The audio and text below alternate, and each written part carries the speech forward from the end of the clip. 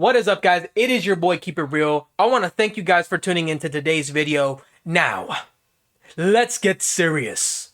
I don't really have anything negative to say about Baldur's Gate. I really haven't played enough to give it anything negative, but so far it's been a blast. Now, why I'm talking about it in this video, even though I have already brought it up previously, is because I'm having a blast. So, on Metacritic, it's currently sitting at 97. 97, you may ask. What does that mean? It's not 69, so it really can't be that good. Yes, it is! Baby, Baldur's Gate 3 has officially hit the highest rated PC game on the market on Metacritic. And not only that, you go to the user review score and it's a 9.2 with 6,000. Hey, Activision, Blizzard, Activision, Blizzard, nobody wants your garbage.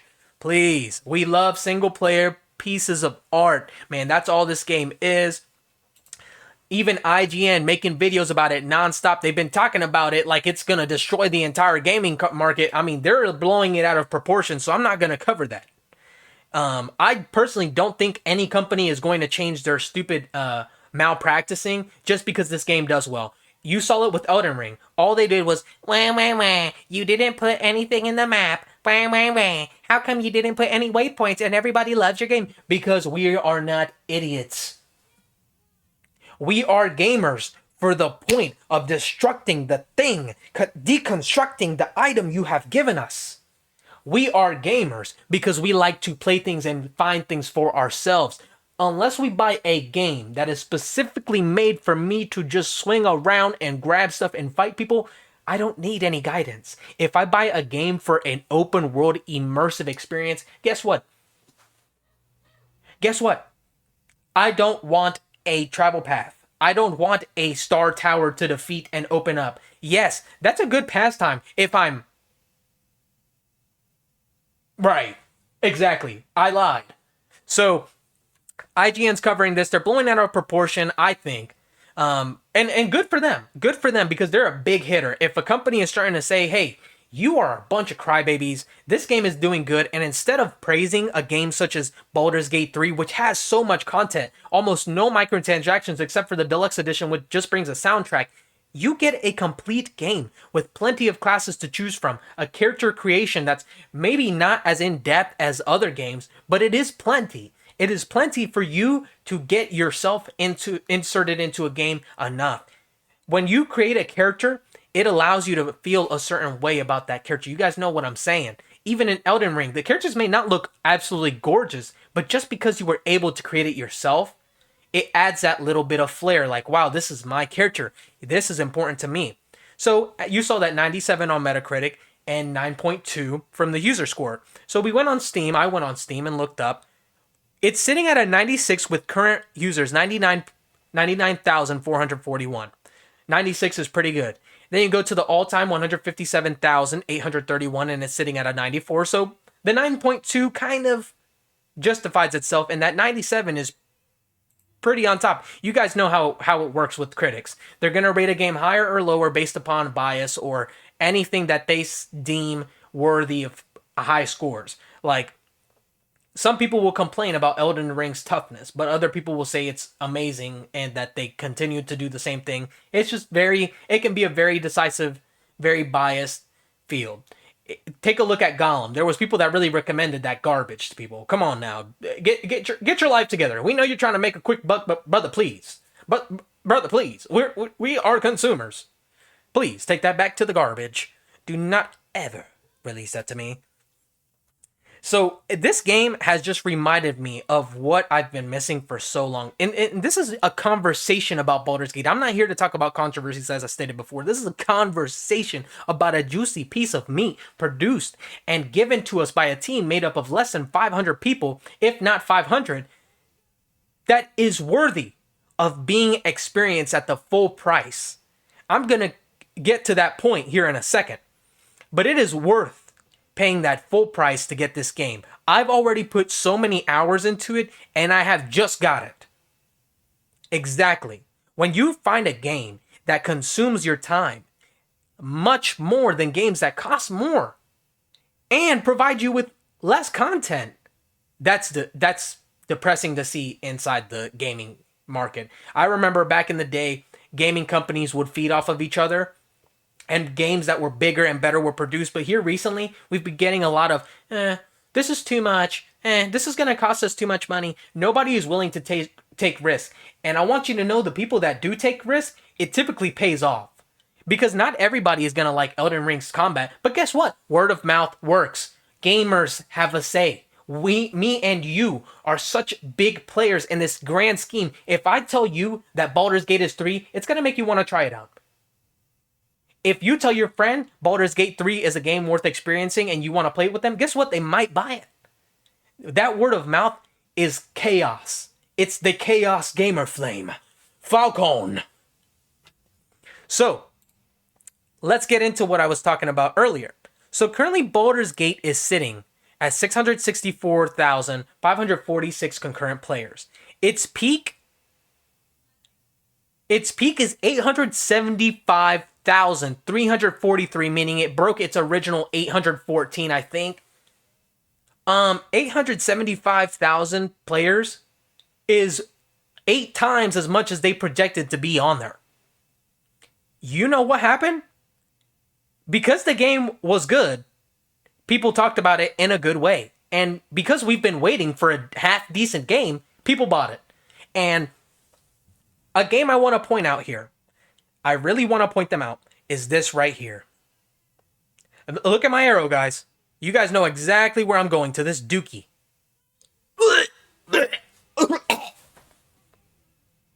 Please get that off my screen, that puke monster booty cheeks. Oh my gosh, what is that garbage? Look, if you like Call of Duty, I completely understand. I love it too. But do not come for me and tell me that this game is good and worth $70, because it's not. It's not worth $25.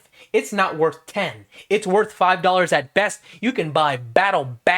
You can buy Box Battle 3000 on Roblox and it still be better than COD to this day and age. Back in the day when you used to buy Call of Duty, what did you get? A full game, Black Ops 2. Campaign that was juicy, multiplayer that was juicy, map packs that were juicy. You know what you get here? Season pass, 2 maps. Here you go. It's free. Don't complain. Multiplayer. Oh my gosh. You want Warzone? We have the worst online battle royale, but because we have people that want to play it because they can't afford our full price game, we're going to release everything for Warzone. That's how they talk. I swear. They have to be in the office thinking, how hard can we suck each other's meat to make this game half decent? And nobody does anything after they suck each other's meat. It just stays stagnant. They're just like, yep, you know what? I'm too tired. We can't talk. My mouth hurts. Honestly, I think they do stuff to the point where their jaw hurts and they can't talk about it. I am tired of these companies releasing these microtransactions. As I stated earlier, Modern Warfare 3, the DLC story release map pack bundle, whatever they want to call this piece of garbage, is $70. You remember what they told us last year when they released the game? Oh, don't worry. This game's going to have longevity. We're not going to release another COD. Blah, blah, blah. That is why Baldur's Gate already sold almost double what you got. Look at this. A story-driven, single-player... You can play multiplayer. A single-player game. Because you can play it multiplayer. I must keep reiterating that. You can play it multiplayer, but it is a single-player focused game. That you don't have a third... It's a kind of an overhead camera. I really don't know what that's called. I'm not going to take a gander. But the camera is not set. It's not focused.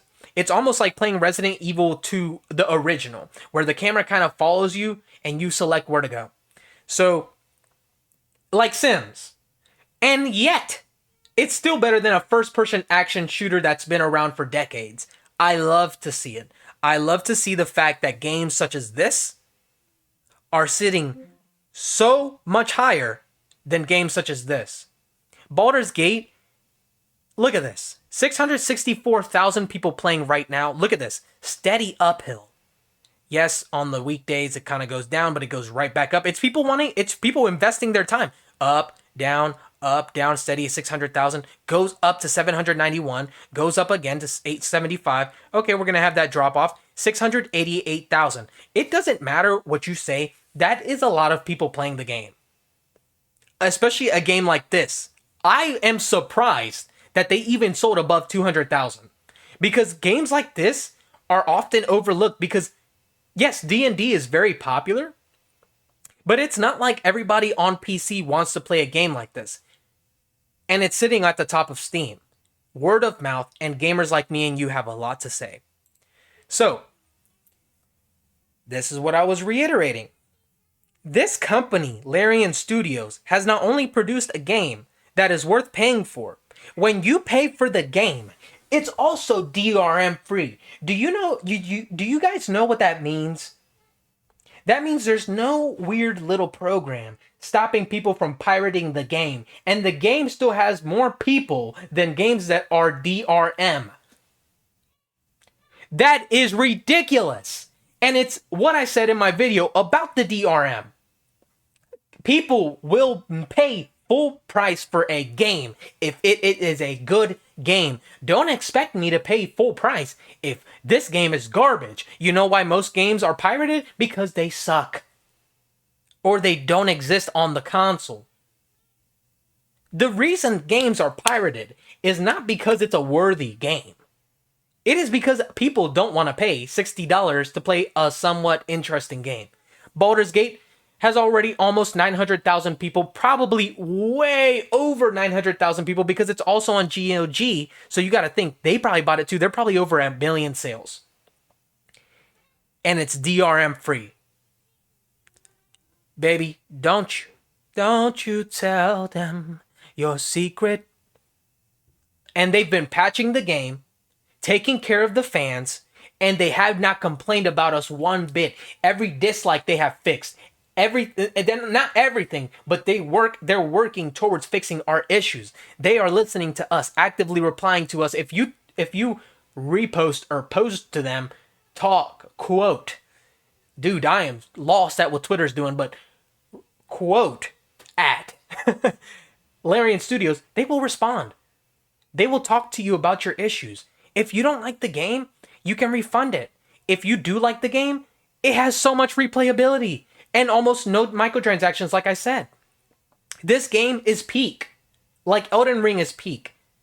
Single player games that are good these years have been fantastic. It's the games like from Activision and Blizzard that are really just giving everybody a hard time because they're producing these practices and other companies are starting to get on that boat because they want to make that money. Take an example. Street Fighter 6 is a fantastic fighter game, but you guys know what they did with the Teenage Mutant Ninja Turtles costumes? They made them about $15 a piece just because they changed the little color of the band. Yes, $15 a costume.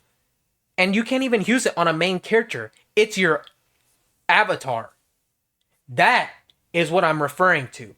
When companies are getting lackadaisical and trying to make the most money, it gives them a bad reputation. Larian Studios has been supporting its fans since early access. It has been producing great games. It has been communicating with the fans. And it doesn't take any crap from anybody. These gaming companies such as Activision and Ubisoft always want to say it's GTA. It's GTA level without the need. Every game should try to be, if not better than GTA or like GTA. GTA 5 was peak, and it still is. It's why we don't have an open world game that everybody has flown to, because it is one of the best games, open world games ever made. Same with Witcher. It has its fans because it was one of the best made. This game will live on for a very long time. Larian. Hey,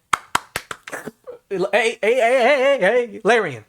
Here, look at me in my eyes. And you too. Hey, gaming companies like this should be supported. We don't get many games like this anymore, guys. I'm going back. I'm taking a step back. I'm not trying to be funny, but seriously. In all my days of playing games, at a certain point, games just stop being fun. and not necessarily fun because they weren't entertaining. Because I loved God of War Ragnarok and I love Spider-Man, and there's been games here and there that I've loved. But the games that I grew up with that I used to play with my friends just aren't there anymore. I used to love playing Call of Duty, man. It's going to get me emotional. I used to love waiting for Christmas. I used to love waiting just to hop on. And there was no, you could buy a bacon skin for $5, man, for every single gun in the game. Nobody was running around with these overpriced costumes. There was no like weird toxic culture. Yes, there was name calling online, but you know what you could do? Mute them or join a party.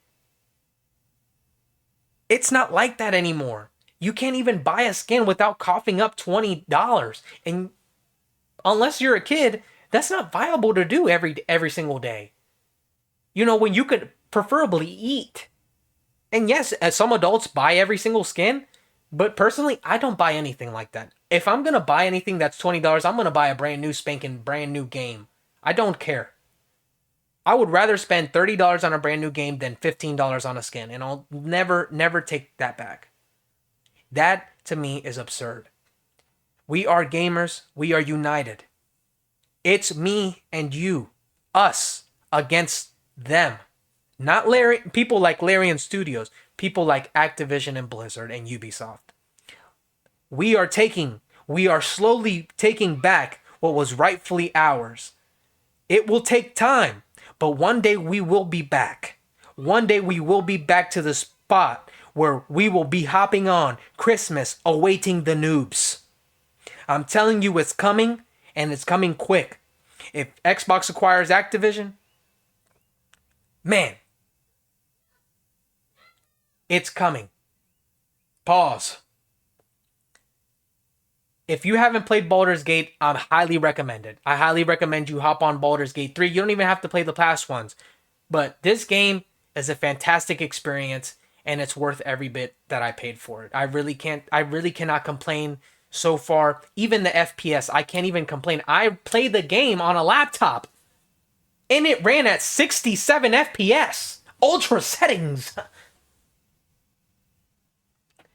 With all that being said, I want to thank you guys for tuning into today's video. I'm sorry, guys, I went on a little tangent. I was telling you guys, it's conversation that needs to be had. Thank you guys again. Remember to leave a like and subscribe. Have a beautiful day, and check out Baldur's Gate 3 if you haven't already.